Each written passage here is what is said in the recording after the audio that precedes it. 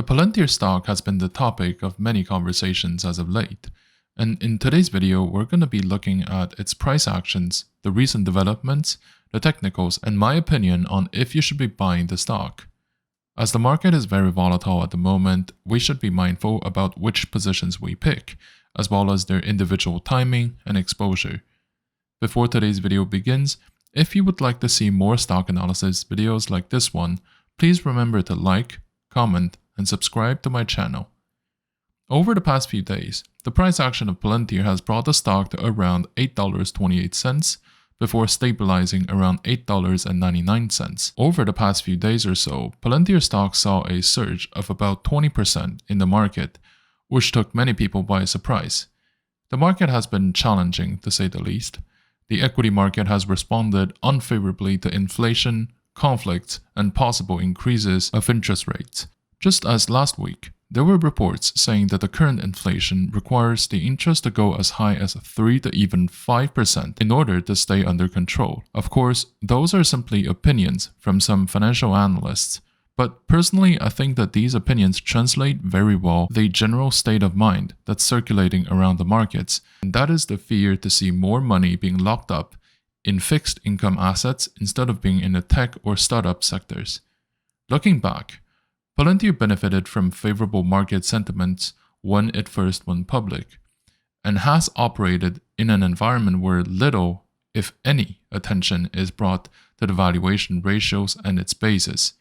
Investors are now increasingly sensitive to the actual profitability of the company, and this is definitely going to be a large element to consider going forward. Given how Palantir has many established relationships with key public sector departments, and that those contracts seem to aim for the long term, I believe that they should eventually be able to reach profitability. For now, Palantir is going to follow the market's opinion about not only the company itself, but a sector as a whole. Now, let's also take a look at the technicals of the stock. The trading volume of Palantir recently was 38 million shares versus the average volume of 54 million shares. Over the previous 52-week period, its price fluctuated between $6.44 and $29.29. The trading volume is a metric that can tell you how many shares are being exchanging hands and whether there's a lot of activities and attention on the stock. It often gives you a first idea about the popularity of the company, and when we use it to compare the average volume, it can also tell us if the company is enjoying additional momentum to reverse its trend or to break through current resistance levels. Even when the current volume is lower than the average, it is an interesting indication because it may signify that a trend reversal may happen soon. The market cap of Palantir is currently at $19 billion versus the enterprise value of $26 billion. To put simply, the market cap is the fair market value of the company based on the current market sentiment and the company's reputation, as well as other macroeconomic factors, whereas the enterprise value is usually the cost the company has already paid for its assets.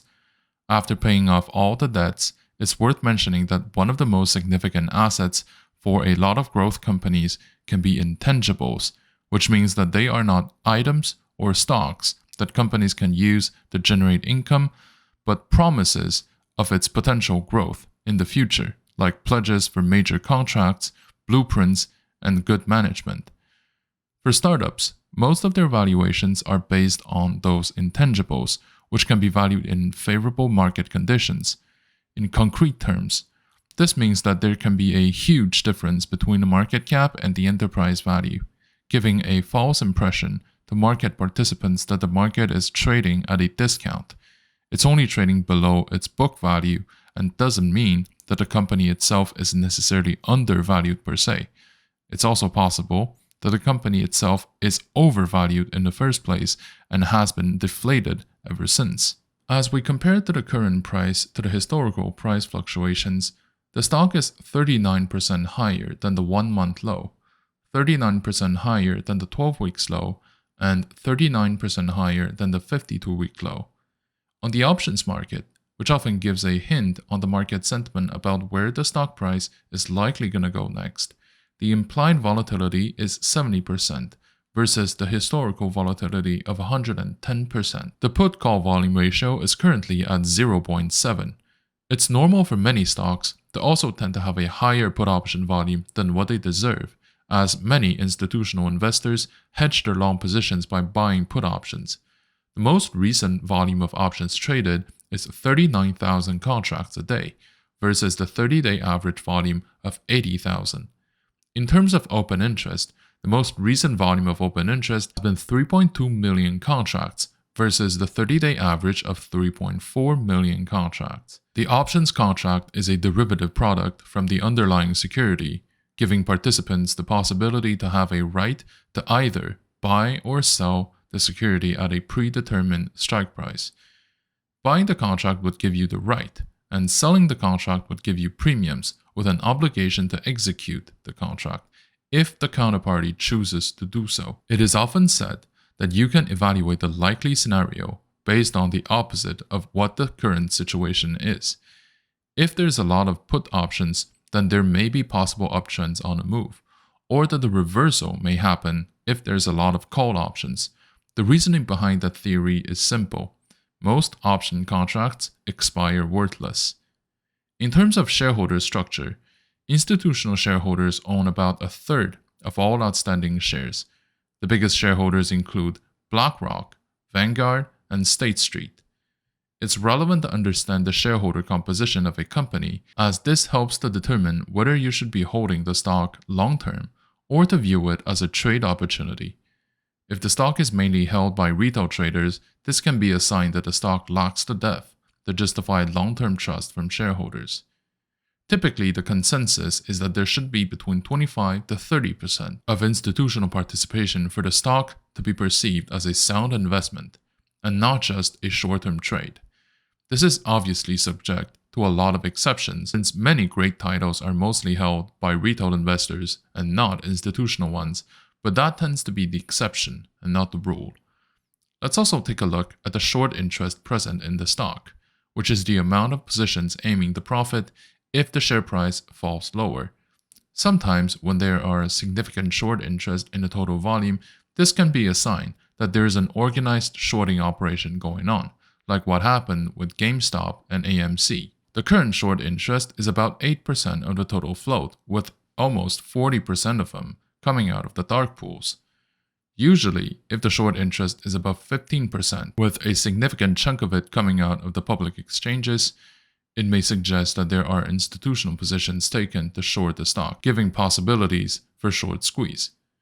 My recommendation about Palantir is to do two things: to have a position in the stock, no matter how small it may be, and to be patient to slowly build up your position in the years to come. The current inflationary environment may last longer than 12 or even 24 months, and we should be prepared for that possibility. I would therefore recommend the dollar average cost Palantir shares over the course of the next 2 years, with an allocation that is balanced for your portfolio. I would also recommend to commit between 3 to 5% of your portfolio in Palantir shares, with an allocation in batches of 20% at a time, so that you may purchase more if it retraces further. Now, given the current market environment, I believe that the equity market is in a vast phase of correction, especially when it comes to tech and growth type equities. The financial market has been living and breathing thanks to the continuous creation of new capital, with different waves of quantitative easings, which will have consequences on the price of assets as well as their yields. With the interest rates kept relatively low over the years and the increase of amount of capital in circulation, this will keep putting significant pressure on the profit that we can expect in investment products across the board. And this, by the way, is a reality that may shift in the years to come if the interest rate of core infrastructures within our globally financialized system increases. It's useful to remember that the market doesn't represent the real economy, and of course, the real economy doesn't always reflect in the stock performance, since the name of the game here is ultimately called supply and demand, which depends on a whole bunch of factors that go way beyond our own control. If we think about it, this is like saying, if your neighborhood house that is put up for sale is only allowing those who actually want to live inside to buy it, versus if you allow every single type of buyer with different intent or reasons to buy or to sell it. So obviously, there will be a significant difference in the price of this asset for those two scenarios. The market currently works more like the second option, and assuming that it would only reflect the fundamentals of the underlying economy would correspond to the first option.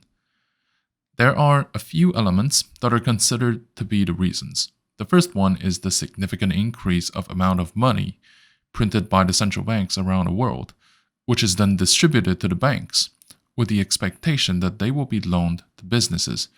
Normally that's a good thing, but with a lack of opportunities in the real economy, the significant portion of that money actually went back to the financial system to buy up the price of existing assets.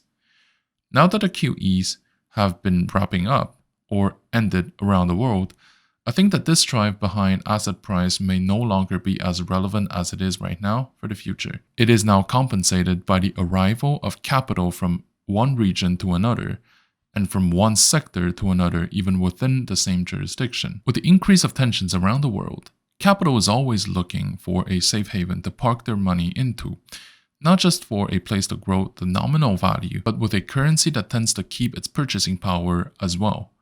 The third factor is the creation or the birth of artificial bubbles, either maintained by the market trends built up over the years or out of necessity. Capital needs to find a place to stay. Some good examples of this would include the EV sector in the 2020 and the oil and gas securities when there are tensions around the world.